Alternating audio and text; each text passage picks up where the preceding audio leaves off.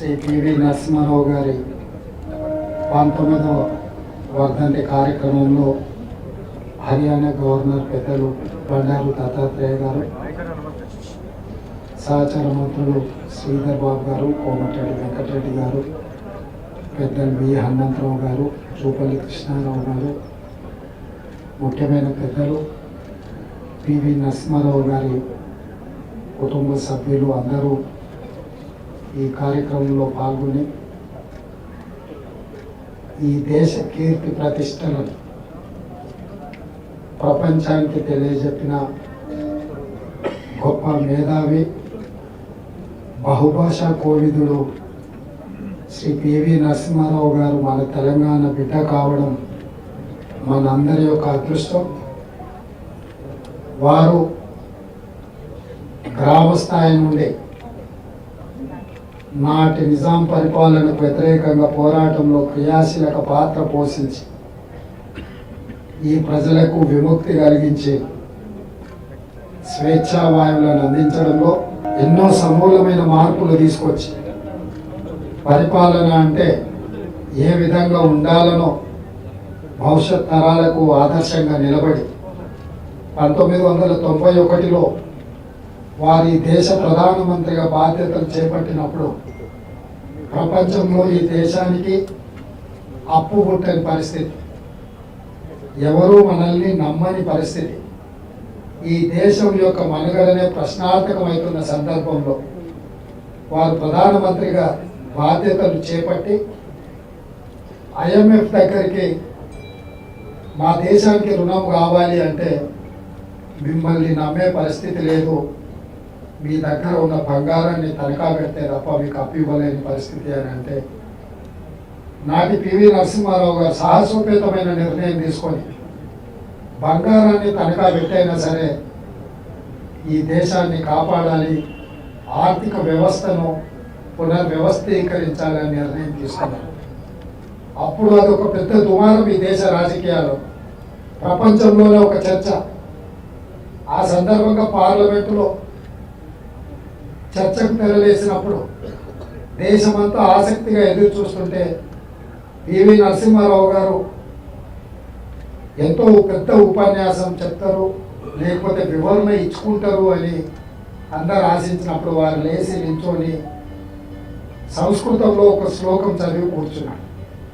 దాని సారాంశం ఏంటంటే, తెలివైన వాడు సగం ఆస్తిని పోగొట్టుకునేనా మిగతా సగాన్ని కాపాడుకుంటాడు అనేది దాని సారాంశం.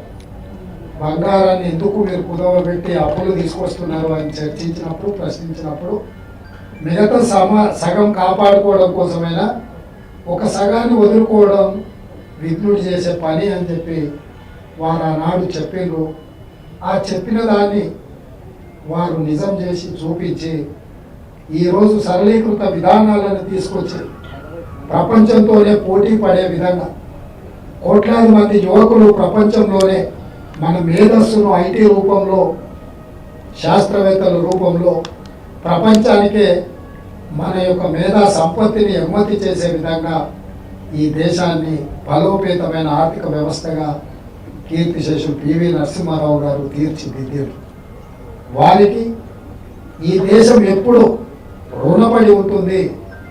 ఈ దేశం ఈరోజు ఆర్థిక రంగంలో రాణించిన, పరిపాలనలో పారదర్శకవంతమైన పరిపాలనను అందించిన, ముఖ్యంగా సీలింగ్ యాక్ట్ ద్వారా పేదలకు ఆత్మగౌరవం భూమి, ఆ భూమి కొద్దిమంది చేతుల కబంధ హస్తాలలో ఉంటే ఈ ప్రాంతంలో జరిగిన ప్రతి పోరాటం, నిజాంకు వ్యతిరేకంగా జరిగిన సాయుధ రైతాంగ పోరాటం భూమి చుట్టూనే పరిభ్రమించింది.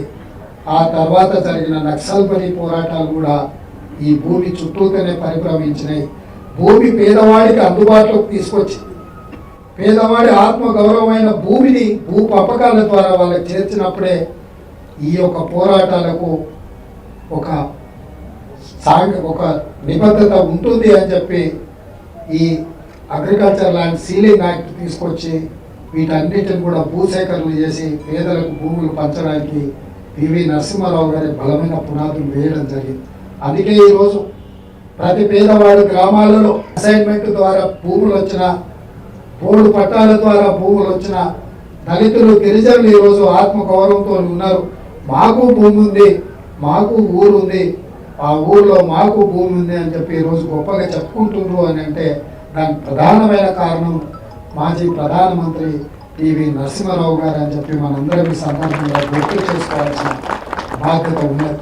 వారు మన మధ్యలో లేకపోయినా పరిపాలనలో వారు తీసుకొచ్చిన వారు ఇచ్చిన దిశ ఈరోజు మేమందరం కూడా వాటిని నిత్యం గుర్తు చేసుకుంటూ పరిపాలన అందిస్తే తప్పకుండా ఒక సుపరిపాలన అందించడానికి అవకాశం ఉంటుంది. ఇక్కడ పివి నరసింహారావు గారి ఘాటు ఉన్నది. అదేవిధంగా కొంచెం ముందుకెళ్తే కీర్తిశేషులు జైపాల్ రెడ్డి గారి ఘాట్ కూడా ఉన్నాయి. ఈ రెండింటినీ తెలంగాణ రాష్ట్ర ప్రభుత్వం అద్భుతంగా అభివృద్ధి చేయాల్సిన బాధ్యత ఇక్కడున్న మా మంత్రివర్గ శాఖలో మా మీద ఉన్నది.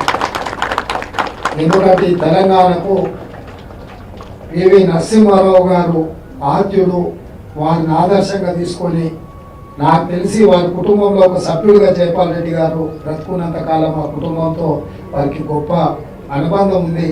వారి నుంచి నేర్చుకున్న పరిపాలన విధానాన్ని వారు అమలు చేయడమే ఈరోజు హైదరాబాద్ నగరంలో మెట్రో ఇట్లాంటి ఎన్నో పరిపాలనలో కొన్ని అద్భుతాలు జరిగినాయి. అందుకే ఈరోజు మా అధికారులకు మా ప్రభుత్వం ఈ రెండింటిని సముచితంగా అభివృద్ధి చేసి వీరిద్దరూ కూడా కాంగ్రెస్ పార్టీ యొక్క ఆస్తి, ఈ దేశ ప్రజల యొక్క ఆస్తి.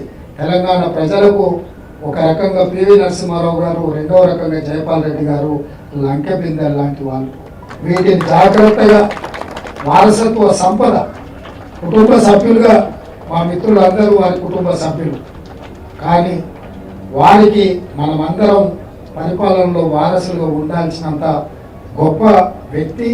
వారు ఆచరణ చేసి చూపించి ఒక మంచి పరిపాలన అందించిన మాజీ ప్రధానమంత్రి పివి నరసింహారావు గారికి దేశ స్థాయిలో సముచితమైన గౌరవం ఇవ్వడానికి అవసరమైన కేంద్ర ప్రభుత్వ నిర్ణయాలను కూడా తీసుకునే విధంగా తెలంగాణ రాష్ట్ర ప్రభుత్వం నుంచి అవసరమైన ప్రతిపాదనలు పంపించడం కానీ, కేంద్ర ప్రభుత్వంతో చర్చించడం కానీ, రాజకీయాలకు అతీతంగా ఈ రోజు కూడా మన్ననలు పొందుతున్న గొప్ప మహానుభావుడు పివి నరసింహారావు గారు.